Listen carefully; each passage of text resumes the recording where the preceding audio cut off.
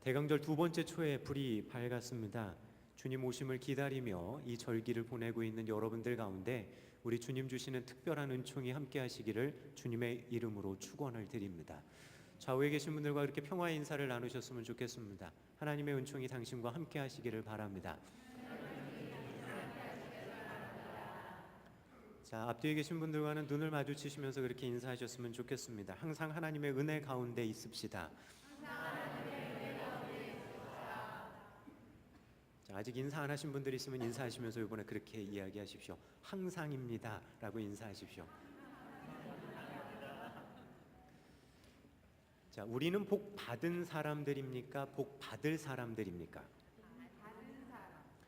뉘앙스에 묘한 변화가 있기는 하지만 우리가 분명히 기억해야 될 부분이 거기 있습니다. 우리가 복 받은 사람일까? 받을 사람일까? 자, 물론 둘 다라고 이야기하는 사람도 있을 겁니다. 앞으로 받을 복에 대한 기대가 더 간절하고 소망이 있는 사람이라고 한다면 물론 복 받을 사람이라고 하는 이야기들을 우리는 하게 될 겁니다. 그래서 수많은 사람들은 예수 그리스도를 믿으면서 복 받을 사람의 자신의 어떤 무게감들을 두며 그렇게 살아가는 모습들을 저희가 보게 됩니다. 좋습니다. 하나님께서 우리에게 좋은 것 주기 원하시는 분이고 또한 하나님도 우리를 그렇게 축복해 주기 원하시는 분, 그 좋으신 하나님이다라고 하는 것은 변함이 없습니다. 자, 근데 중요한 것은 우리가 생각하는 마음의 기준이 복 받을 사람에 너무 치우치다 보면 우리가 상대적으로 놓치기 쉬운 것이 있습니다. 그것이 뭐냐 하면 바로 지금이라고 하는 시간 속에서 누리게 되어지는 하나님의 은총을 우리는 망각하기가 너무 쉽다는 겁니다. 은총이 없어서 망각하는 것이 아니라 하나님의 축복과 은총이 지금 현재라고 하는 시간, 항상이라고 하는 그 삶 속에 있음에도 불구하고 앞에 있는 것에 대해서 특별히 자신의 생각과 욕심이 반영되어진 그 부분들에 너무 마음의 중심을 두다 보면 늘상 누릴 수 있는 하나님의 은혜를 우리가 누리지 못하며 살아갈 때가 많이 있다라고 하는 그 사실입니다. 복 받는 거 중요합니다. 하지만 주신 은혜 누리는 거 정말 중요합니다.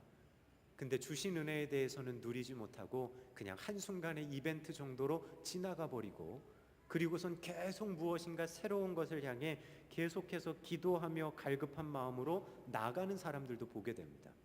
그러다 보니 어떤 모습이 되어지냐 하면 마치 제동장치가 고장난 자동차처럼 그냥 속도는 빨라지고 내달리기는 시작하는데 그 위태위태함 가지고 삶을 살아가는 사람들을 참 많이 보게 되기 때문입니다.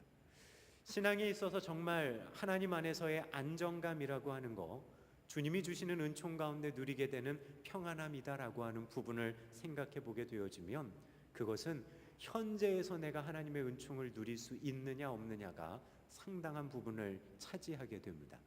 그럼에도 불구하고 우리는 중요성들을 현재에 그리고 항상 누려야 하는 그 은총에 우리의 마음을 두는 것이 아니라 눈 감고 기도하면 뭐 주실래요 하는데 하나님 이거 주셔야 되는데요 하는 앞으로 받아 누려야 될 그 어떤 것에 우리의 마음을 두고 있지는 않은가라고 하는 생각을 해보게 됩니다. 설교를 시작하면서 우리는 그런 인사를 나눠봤습니다. 항상 주님 은혜 가운데 있으십시오. 항상입니다. 이 이야기는 오늘 성경의 바울 사도가 비시디아 안디옥에 있었던 성도들에게 했던 이야기이기도 합니다. 항상 주님 안에, 항상 주님 은혜 안에 머물러 있으십시오. 이미 우리에게 선포되어진 하나님의 놀라운 은혜들 기억하면서 항상이라는 겁니다. 늘상이라는 겁니다. 소망하기는 그런 은혜가 우리 신광의 성도님들 가운데 있기를 주님의 이름으로 축원을 드립니다. 오늘 성경의 본문의 말씀을 좀 자세하게 살펴보면서 이 부분과 관련되어진 도전과 교훈을 여러분과 함께 나누어 보려고 합니다. 저희는 지난 시간 이 사람을 힘입어라고 하는 말씀의 제목을 가지고 저희가 말씀을 생각을 해봤습니다. 힘입는다라고 하는 우리말로 번역되어진 헬라어 원문의 단어는 디아 그리고 엔이라고 하는 헬라어 전치사가 쓰였음을 우리는 생각을 해봤습니다. 주님을 힘입는다라고 하는 것이 무엇일까? 성경의 원어적인 표현을 빌리자면 주님 안으로 그리고 주님 안에 있는 것, 그것이 바로 주님을 힘입는 자의 삶의 모습이라는 겁니다. 우리는 많은 경우 예수님을 힘입어 산다라고 했을 때 내가 원하는 꿈들을 이루기 위해 주님 일로 오셔서 당신의 힘을 좀 빌려주십시오, 사이버 세계에 있는 아이템을 하나 취득하는 것 정도로 혹시 예수님을 내 삶에 모셔드리는 부분을 그렇게 오해하고 있지는 않으십니까? 나는 변함이 없는데 내가 예수라고 하는 어떤 도구를 들고 있어서 그 예수라고 하는 도구가 그 능력을 발휘하면 나는 구원받을 수 있을 거야. 중세의 면죄부를 손에 들고선 그 면죄부가 효력을 발생하면 나는 이 땅에서 어떤 일들을 하고 내가 변하지 않아도 나는 천국에 갈 수 있을 거야 라고 하는 그 못난 사람들의 모습과 별반 다르지 않은 신앙의 행태들을 혹시 우리가 하고 있지는 않느냐라고 하는 겁니다. 주님을 힘입는다라고 하는 표현은 주님의 능력을 빌어다 쓴다는 이야기가 아닙니다. 주님을 힘입는다라고 하는 표현은 그분 속으로, 그분 안에서 그분과 함께 살아가는 그 삶이 바로 주님을 힘입는 자의 삶의 모습이기 때문입니다. 다른 거 생각하지 마십시오. 내가 뭔가를 이루기 위해서 당신의 능력을 빌렸으면, 아닙니다. 내가 무엇을 이루기 위한 것이 아니라 나의 변화를 위해서 주님 안으로 들어가는 겁니다. 신앙의 여정을 걸어가며 주님을 힘입는 자의 모습은 세상을 변화시키기 이전에 자기 자신이 하나님 안에 변화되어지는 것이 전제되어져야 하기 때문입니다. 자기 변화가 없는 주님을 힘입는 삶은 있을 수 없습니다. 왜냐하면 주님을 힘입는 모습이 그렇지 않기 때문에 그렇습니다. 우리는 그 말씀을 생각하며 동시에 예수님께서 우리에게 주셨던 요한복음 15장 7절에 나오는 말씀을 연해서 생각을 해봤습니다. 너희가 내 안에 거하고 내 말이 너희 안에 거하면 무엇이든지 원하는 대로 구하라. 그리하면 이루리라. 무엇이든지 원하는 대로 구해봐라. 내가 이루어 줄게. 조건이 있습니다. 너희가 내 안에, 내 말이 너희 안에. 우리는 분명하게 그 그림들을 그려가면서 하나님 안에서 주님을 힘입는 자의 모습이 어떠한지를 생각을 해봤습니다. 주님의 말씀에 지배를 받고 주님의 말씀이 삶의 원리가 되어져서 그렇게 살아가는 사람들, 그냥 추상적으로 하나님을 힘입는 삶은 이럴 거야가 아닙니다. 주님의 말씀이 우리들 속에 차고 넘쳐서 주의 말씀에 지배를 받고 있는 그 사람이 바로 하나님을 힘입어 살아가는 사람들이고, 그리고 그렇게 살아가는 사람들에게 주님은 이야기하십니다. 그렇다면 원하는 대로 구해라. 내가 이룰 것이다. 분명한 우리들의 기준과 우리들의 마음의 모습이 거기에 있어야 됩니다. 왜냐하면 말씀 가운데 우리가 변화되어지는 것이 그렇게 선행하고 있기 때문입니다. 예수님은 요한복음의 말씀을 통해서 우리와 맺고 싶어 하시는 그 이상적인 관계의 그림을 그렇게 표현하셨는지 모릅니다.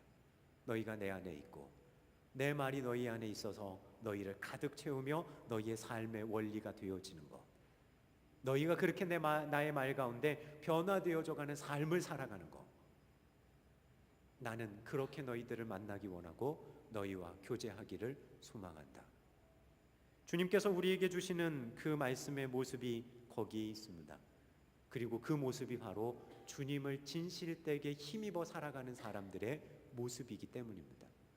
소망하기는 주님을 통해 주님 안에 거하는 주의 말씀이 여러분들의 삶의 가장 중요한 원리요 기준이 되어지는 주님을 힘입는 아름다운 성도의 삶의 모습을 이루어가는 우리 귀한 신광의 성도님들 되시길 주님의 이름으로 다시 한번 부탁을 드립니다. 그의 설교가 그렇게 정리가 됩니다. 사도 바울의 설교가 그렇게 정리가 되자 사람들이 그 설교에 대해 반응하기를 시작합니다. 오늘 여러분과 함께 읽은 성경의 본문 말씀은 설교에 대한 사람들의 반응을 이야기해 주는 본문입니다. 사람들의 반응은 바울 사도의 설교를 향해 굉장히 호의적이었고 굉장히 열정적으로 반응합니다. 심지어 어떻게 반응하냐 하면 다음 안식일에도 당신의 메시지를 또 듣기 원합니다라고 그들은 반응하며 바울 사도를 초청하고 있음을 보게 됩니다. 성경은 그렇게 표현합니다. 바울 사도를 청했다라고 하는 말로 기록되어집니다. 청하다라고 하는 우리말로 번역되어진 헬라어 단어 파레칼룬이라고 하는 단어는 단순히 청하다라고 하는 의미가 아니라 간청한다는 의미입니다.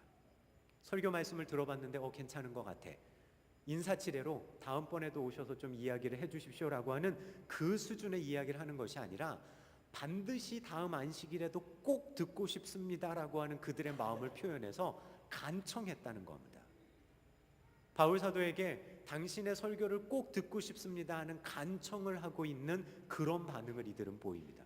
근데 동시에 우리가 여기서 청하되라고 하는 말로 사용되어진 이 헬라어 단어의 시제를 또한 눈여겨봐야 됩니다. 왜냐하면 미완료 과거형이 쓰이게 되는데, 헬라어에서 미완료가 사용되어진다라고 하는 건 여러분과 이미 수없이 나눴던 것처럼 일회적인 한 번의 사건을 이야기하는 것이 아니라 반복적인 사건을 표현할 때 쓰는 시제이기 때문입니다. 그렇다라고 한다면 본문의 분위기를 살려서 여러분들이 성경의 본문을 그려보면 이럴 겁니다.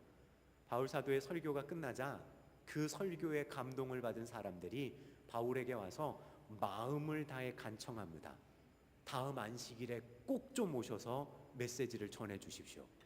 근데 그것도 한 번만 이야기하는 것이 아니라 반복하고 거듭해서 다음 안식일에 제발 좀 와달라라고 하는 그들의 모습이 그렇게 표현되어지고 있다는 겁니다.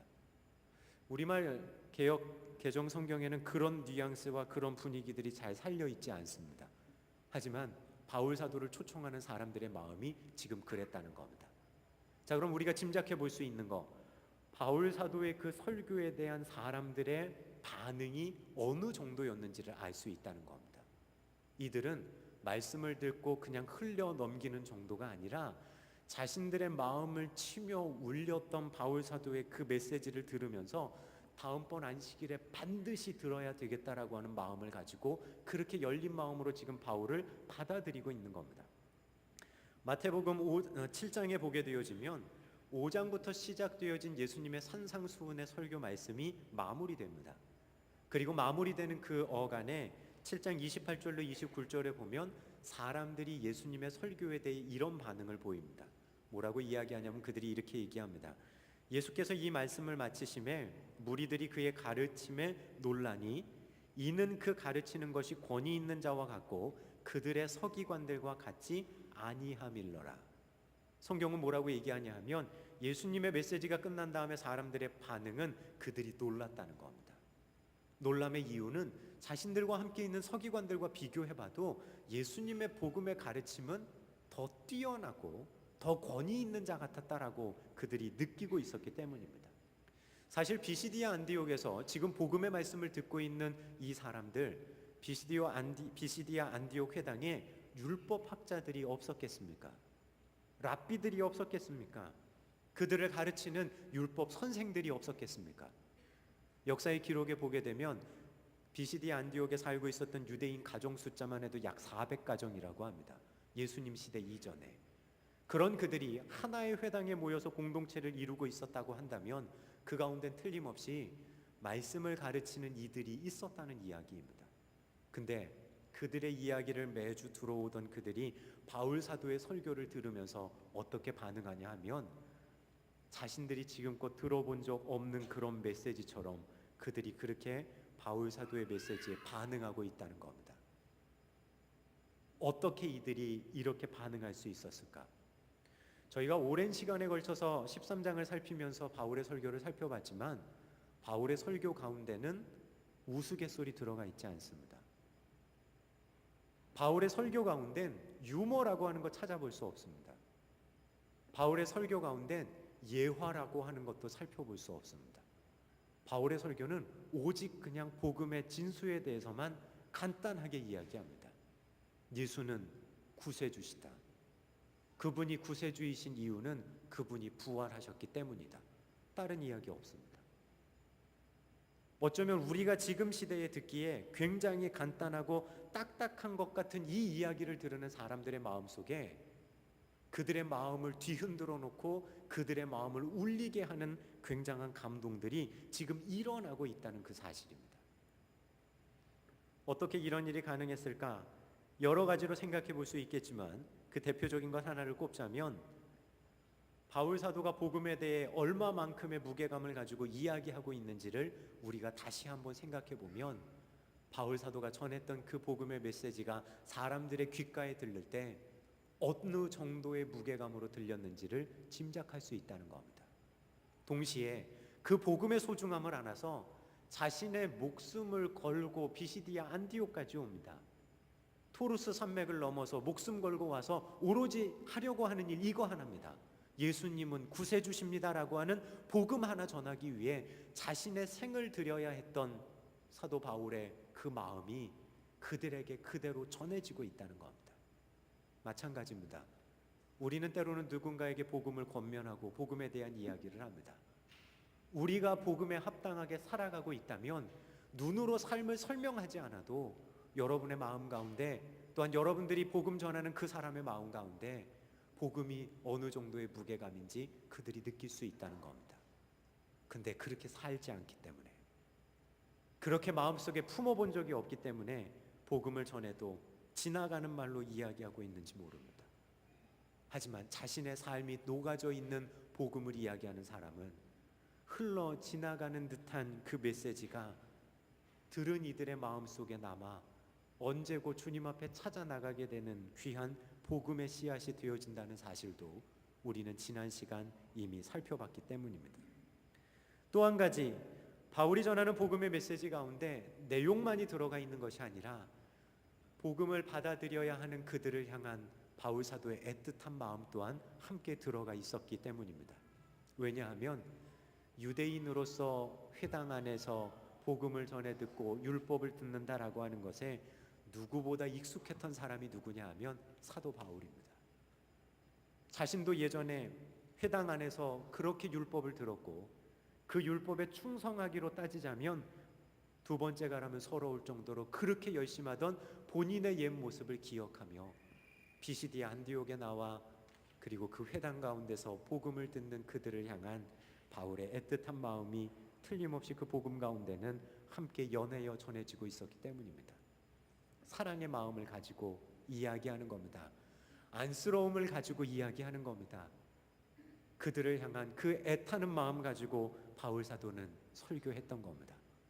그러니 그들이 그 바울 사도의 복음의 메시지 앞에 그렇게 반응하고 있었는지 모릅니다. 여러분들은 어떠십니까? 신앙의 여정을 걸어가며 때로는 누군가가 이렇게 살아줬으면 하는 모습 여러분들 마음에 품지 않으십니까? 또한 이렇게 살아줬으면 하는 마음에 뭐라고 권면하기도 합니다. 근데 뭐라고 권면할 때 우리에게 있어야 될 마음은 그 사람을 정죄하고 잘못했다고 지적하려는 마음이 아니라 우리도 예전에 그런 죄인이었음을 기억하며 안타까운 마음과 사랑하는 마음으로 이렇게 되어졌으면 하는 마음 가지고 나아가고 권면해야 끝내는 복음의 그 사랑의 마음이 전해진다는 겁니다. 근데 그 마음은 없이 오로지 이거 잘못했지, 이거 이렇게 고쳐야 되는 거 아니야, 늘상 그런 식으로 접근하다 보니까 말은 사랑에 대한 복음을 이야기하면서 율법이 이야기하는 것처럼 지적하는 일들에 열심하는 모습을 우리가 하고 있을 때가 참 많이 있다는 사실입니다. 소망하기는 사랑의 마음을 가지고 누군가의 잘못을 보듬어 줄 수 있는, 누군가의 잘못을 이야기하더라도 안타까움과 그 사랑의 마음을 그들이 느낄 수 있도록 여러분들의 마음을 전할 수 있는 우리 귀한 신광의 성도님들 되시기를 주님의 이름으로 부탁을 드립니다. 그렇지 않으면 어떻게 되냐 하면 자기 감정풀이의 대상으로 앞에 있는 사람이 사용되는 겁니다. 말은 복음을 전한다고 하는데 복음 전하는 게 아니라 자기 속에 억눌려 있던 감정 그냥 다 쏟아낸 다음에 본인은 할 일 했다고 생각하며 시원하다고 얘기하지만 그걸 듣는 그 사람들의 마음 가운데 복음이 어떻게 들어가겠습니까? 예수 믿는 사람들 다 똑같다고 이야기하며 예수 믿는 사람들 더하다라고 이야기하며 그런 마음 들리지 않겠습니까? 근데 사도 바울은 자신이 죄인 중에 죄인이었고 자신을 죄인 중에 괴수라고 고백할 수 없는 그의 마음 가운데 전해졌던 그 복음의 메시지는 안디옥 회당에 있었던 사람들의 마음을 울리고 있었다는 겁니다. 그들의 잘못된 길들 가운데서 돌아오라라고 하는 그 마음이 그렇게 애절하게 그들 가운데 파고들었는지 모릅니다. 사람들은 바울 사도의 그 메시지에 열렬하게 반응해 줍니다. 긍정적이고 열정적으로 반응하며 다음 주에도 꼭 오셔서 말씀 전해 주십시오. 집회가 끝나고 회당 밖에 나왔는데도 유대인들과 유대교에 입교한 수많은 사람들이 바울 일행을 따라 나서면서 이런저런 이야기를 주고받으며 권하는 겁니다. 다음 안식일에도 꼭 좀 와주십시오. 여기서 유대교에 입교한 경건한 사람들이다라고 하는 말은 이방인들을 이야기합니다. 이방인이지만 유대교 안으로 들어왔던 사람들, 유대인이나 이방인이나 할 거 없이 전해졌던 그 복음의 메시지 앞에 찾아와서 다음 주에도 꼭입니다라고 이야기할 수밖에 없는 그들의 마음을 우리가 연하여 볼 수 있다는 겁니다. 자, 그런 그들의 반응 앞에 바울 사도가 이런 권면을 이어갑니다. 다음 안식일에도 꼭 와주십시오. 아마 우리의 말로 표현하면 그러겠죠. 오늘 말씀에 굉장히 은혜 많이 받았습니다. 다음 안식일에도 꼭 와서 말씀 좀 전해 주십시오. 오늘 너무 좋은 말씀 너무 감사합니다. 다음 주일날 오셔서도 꼭 말씀 전해 주십시오. 근데 그런 그들을 향해 바울 사도가 예, 그렇게 하겠습니다 라고 하는 말이 아니라 뭐라고 얘기하냐면 항상 하나님의 은혜 가운데 있으십시오. 다음을 이야기하는 사람들에게 지금 뭘 말하냐면 항상을 이야기합니다. 근데 오늘 성경의 본문을 보면서 주님 은혜 가운데 있으라라고 하는 이 헬라어 단어, 이 단어의 원어적인 의미는 함께 머물다라고 하는 의미입니다. 다음을 기약하는 사람들에게 함께 머물러 있을 것에 대해 말하는 겁니다. 그런데 여기에 사용되어진 시제가 우리가 앞에서 살펴봤던 어떤 시제냐 하면 미완료 과거 시제를 동일하게 사용합니다.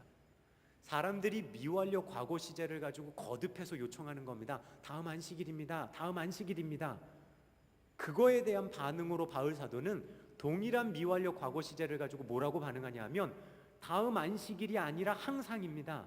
다음 안식일이 아니라 항상입니다. 성경은 미묘하게 그 시제를 하나는 바울 사도를 청하는 사람들, 그리고 또 하나는 바울 사도의 입을 통해서 사용한다는 겁니다. 그 뉘앙스들을 들여다보면 지금 사람들의 분위기가 이런 것 같습니다. 하나님이 주신 그 순간의 은혜들을 누리고 그 감정 가운데 막 복받쳐 오르는 사람들이 기대합니다. 다음 안식일까지 제발 다음 안식일에 와 주십시오. 근데 바울 사도는 그들의 다음으로 넘어가 있는 관심을 어디로 끌어들이냐 하면 아닙니다. 다음 안식일이 아니라 바로 지금 항상입니다. 항상 주님 안에 머물러 계십시오. 미완료 과거의 의미가 뭡니까? 거듭해서 얘기했다는 겁니다. 사람들은 거듭해서 얘기합니다. 다음 안식일입니다. 바울 사도는 거듭해서 얘기합니다. 다음 안식일이 아니라 항상입니다. 지금입니다. 여러분들 항상 주님 안에 머물러 계십시오. 오늘 성경의 본문을 그렇게 읽어가며 우리들이 빠지기 쉬운 함정을 우리는 발견하게 됩니다.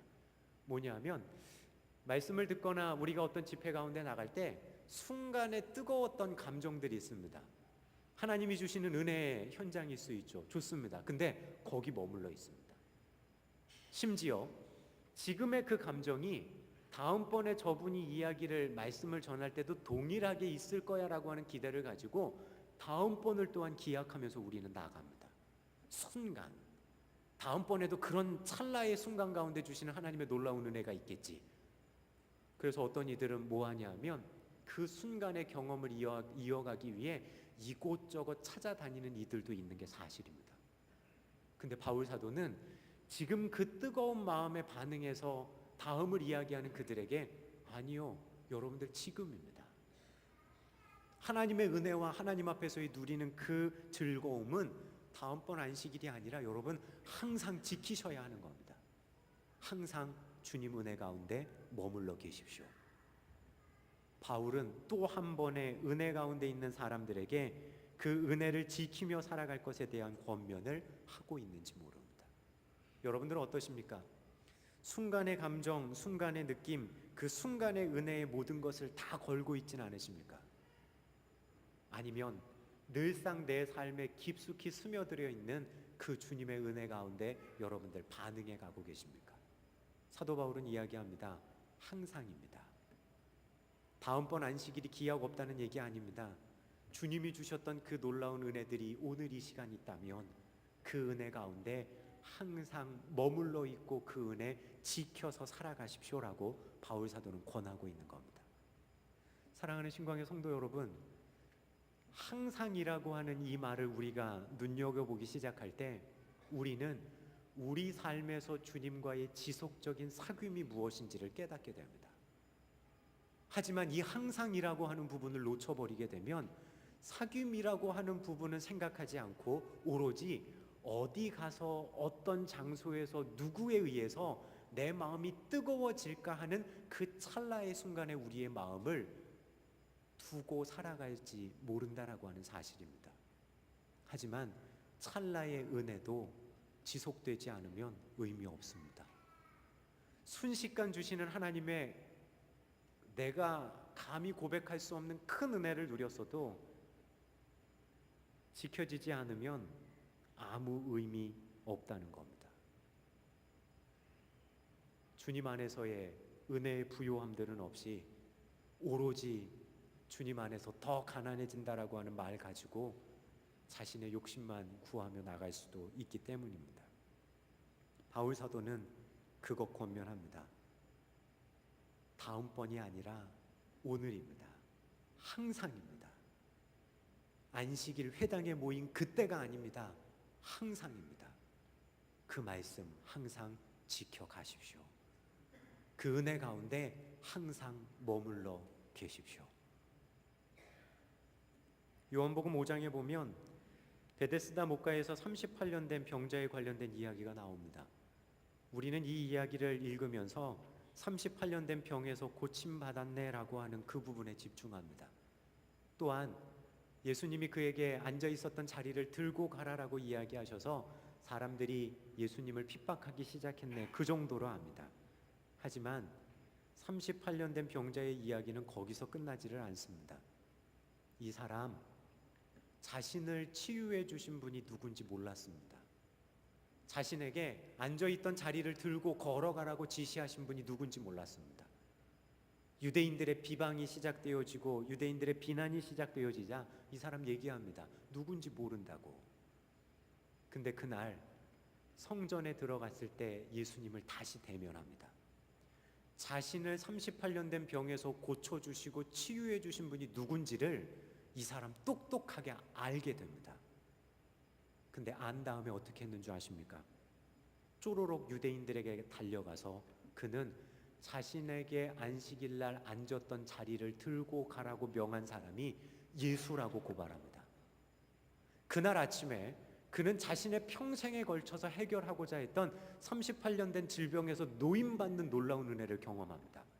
동시에 바로 그날 그는 자신을 질병에서 치유해 주신 주님을 팔아먹습니다. 38년 된 병에서 나음을 입은 그날이, 그 은혜를 주신 분과의 교제를 시작할 수 있었던 그날이 바로 그가 교제를 배신하는 날이 되어집니다. 우리는 오로지 질병에 치유함 받은 그 사건에 머물러 있지만 아니요, 그 사람은 그날 예수님 버리고 떠난 사람입니다. 그 사람에게 집중하는 거 아닙니다. 그러실 수 있는 주님께 집중하는 겁니다. 우리들의 모습은 어떠십니까? 찰나의 은혜에 집중하다 보니까 지속적인 주님과의 교제는 아니고 내가 원하는 거 이루어진 다음에는 가차없이 주님 등질 수 있는 그런 모양새, 그런 신앙의 모습을 가지고 걸어가진 않으십니까? 38년 된 병자처럼 주님의 그 큰 은혜를 경험했던 그날이 주님을 배신하는 날로 그렇게 만들어가고 있지는 않으십니까? 바울 사도는 이야기합니다. 항상입니다. 다음 안식일을 간절하게 거듭해서 청하는 사람들에게 아니요 여러분, 거듭해서 여러분들을 설득하는데 항상입니다. 지금입니다. 지금 주님의 은혜 가운데 여러분 머물러 있으십시오. 소망하기는 주님 주시는 매일매일의 은혜 가운데 머물며 주님과 함께 동행할 수 있는 우리 귀한 신광의 성도님들 되시기를 주님의 이름으로 부탁을 드립니다. 한순간에 기분 따라가지 마십시오. 하나님 언제고 주실 수 있습니다. 하지만 주신 은혜 지금 지켜지고 있는지를 먼저 점검할 수 있는 것, 그것이 성숙한 성도의 모습이고 주님과의 진정한 교제 가운데 나가는 우리의 모습이어야 합니다. 하나님은 우리와 그렇게 사귀기 원하십니다. 우리와 함께 가기 원하십니다. 사도 바울이 지속적인 권면처럼 그의 설득처럼 우리 각자의 삶의 자리에서 역사하시는 하나님의 은혜 가운데, 그 은총 가운데 늘상 머물러 있는 우리 귀한 신광의 성도님들 되시길 주님의 이름으로 축원을 드립니다. 기도하겠습니다.